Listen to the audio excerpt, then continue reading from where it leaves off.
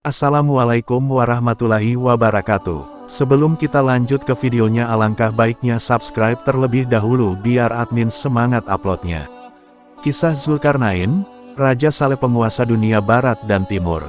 Nama Zulkarnain disebut dalam Al-Quran tepatnya di surat Al-Kahfi ayat 83. Beragam spekulasi mengiringi kisah Zulkarnain ini. Mereka akan bertanya kepadamu, Muhammad, tentang Zulkarnain. Katakanlah, aku akan bacakan kepadamu cerita tentangnya. Sesungguhnya kami telah memberi kekuasaan kepadanya di muka bumi, dan kami telah memberikan kepadanya jalan untuk mencapai segala sesuatu. Qs. Al-Kahfi, 83-84. Mufasir Ibnu Katsir menjelaskan, asbabun nuzul ayat tersebut yakni orang-orang kafir Mekah mengirimkan utusan kepada kaum ahli kitab di Madinah untuk meminta dari mereka soal-soal buat menguji Nabi Muhammad SAW. Kaum ahli kitab mengatakan kepada orang-orang kafir Mekah, tanyakanlah kepadanya tentang seorang lelaki yang menjelajah Minangkori di seluruh permukaan bumi, juga tentang para pemuda penghuni goa, apakah yang mereka lakukan, serta tanyakanlah pula tentang roh. Maka turunlah surat Al-Kahfi ini. Ibnu Jarir telah mengemukakan dalam tafsir ayat ini, demikian pula Al-Umawi di dalam kitab Al-Magazinya, sebuah hadis musnad, tetapi daif, melalui Uqbah Ibnu Amir. Disebutkan bahwa segolongan orang-orang Yahudi datang kepada Nabi Shallallahu Alaihi Wasallam, lalu menanyakan kepadanya tentang kisah Zulkarnain, kemudian Nabi SAW menceritakan kisahnya kepada mereka sebagai jawaban dari apa yang mereka tanyakan. Di antaranya dikisahkan bahwa Zulkarnain adalah seorang pemuda Romawi, dan dialah yang membangun kota Al-Iskandariyah. Disebutkan pula bahwa malaikat membawanya ke langit dan mempertemukannya dengan sejumlah kaum, yang wajah mereka seperti anjing. Di dalam riwayat ini terkandung kemungkaran, ceritanya cukup panjang, tetapi predikat marfu'nya tidak sah. Sebagian besar dari riwayat mengenainya bersumberkan dari berita-berita Bani Israel. Padahal sesungguhnya yang berasal dari Romawi ialah Alexander II, putra Philips Al-Makdoni, yang membuat penanggalan bagi bangsa Romawi. Adapun yang dimaksud dengan Zulkarnain telah disebutkan oleh Al-Azraqi dan lain-lainnya, bahwa ia tawaf bersama Ibrahim Al-Khalil saat Nabi Ibrahim pertama kalinya membangun Ka'bah.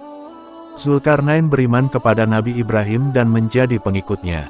Patihnya adalah Al-Khidir alaihi salam. Adapun Iskandar anak Philips Al-Makdoni Al-Yunani, patihnya adalah Aristoteles, seorang ahli filsafat yang terkenal.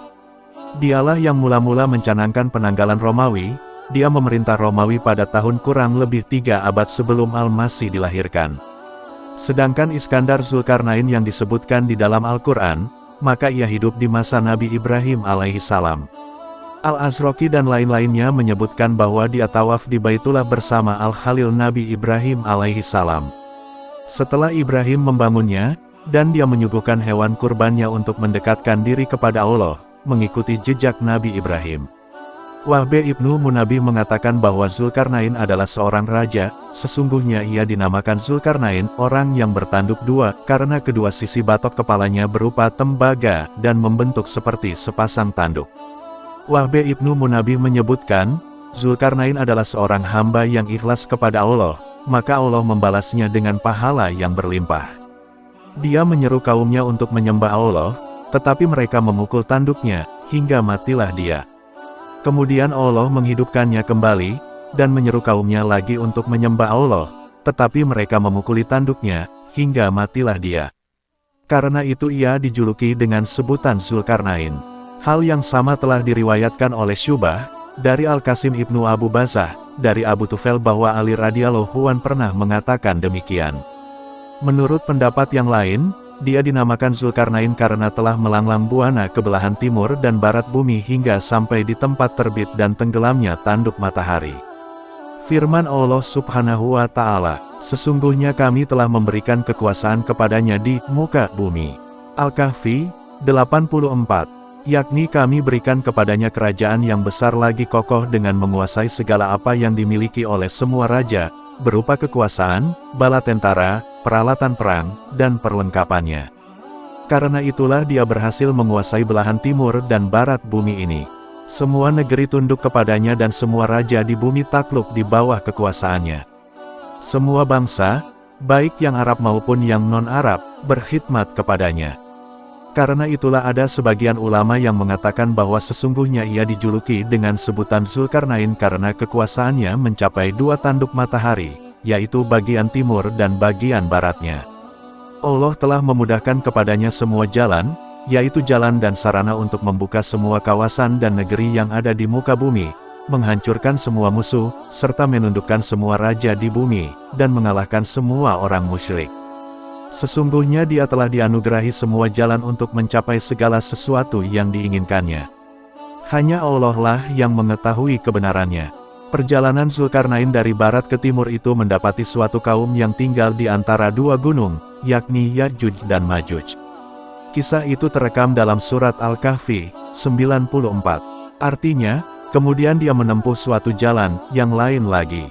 Hingga apabila dia telah sampai di antara 2 buah gunung, dia mendapati di hadapan kedua bukit itu suatu kaum yang hampir tidak mengerti pembicaraan.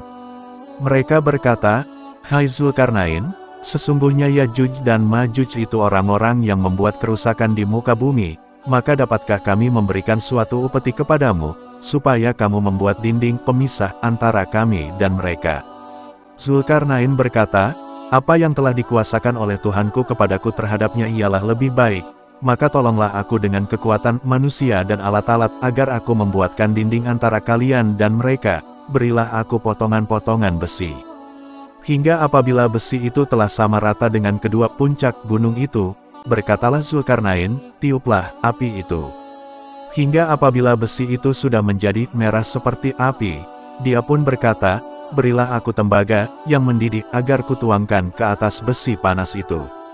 Di dalam kitab Al-Muhtarah karya tulis Ad-Diyaul Maqdisi telah disebutkan sebuah asar yang diriwayatkan melalui Qutaibah, dari Abu Awanah, dari Samak ibnu Harb, dari Habib ibnu Hamad yang telah menceritakan bahwa ketika ia berada di tempat majelis Alira ada seorang lelaki menanyakan kepadanya tentang Zulkarnain, mengapa dia dapat sampai ke belahan timur dan belahan barat bumi. Ali R.A.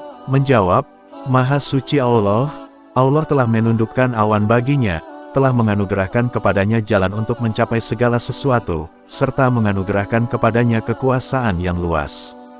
Wallahu a'lam."